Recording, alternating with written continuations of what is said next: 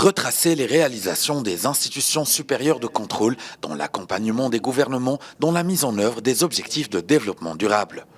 À travers un éventail diversifié de perspectives et d'expertise, cette table ronde de haut niveau a exploré des méthodologies d'audit innovantes pour une mise en œuvre efficace des objectifs de développement durable des Nations Unies. L'occasion d'accélérer la mise en œuvre des politiques publiques économiques, sociales et environnementales pour atteindre les objectifs mondiaux et nationaux 2030.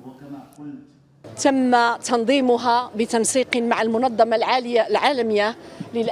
table ronde a été organisée en collaboration avec l'Organisation internationale des institutions supérieures de contrôle, le FMI et la Banque mondiale. Ces rencontres ont montré que les institutions supérieures de contrôle sont intégrées et engagées pour apporter une contribution décisive aux questions de développement, et ce, en établissant des travaux d'audit et d'expertise pertinents de contrôle ainsi que des évaluations cycliques.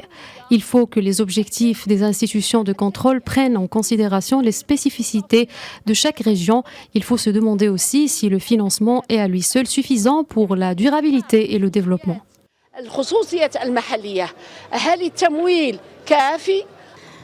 Donc je suis ravie de participer à cet événement organisé par la Cour des comptes au Maroc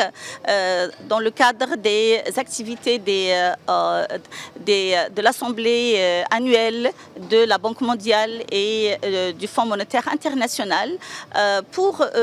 parler de la contribution des départements ministériels dans la réalisation des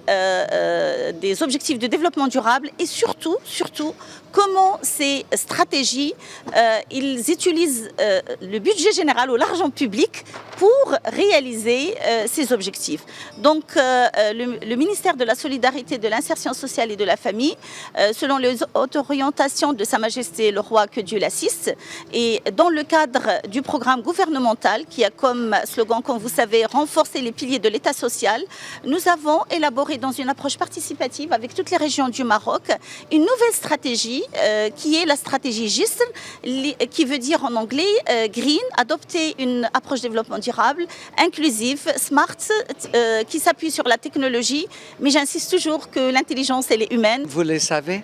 les suprêmes audit institutions, les cours des comptes ont la mission de contrôler l'application des fonds publics.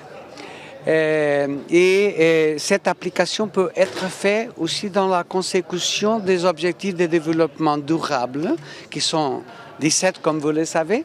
Et ça explique pourquoi nous sommes si intéressés et pourquoi nous sommes dans ce processus d'appliquer des mesures de politique publique pour achever ces objectifs de développement durable dans le domaine de la santé, de l'éducation, de l'environnement.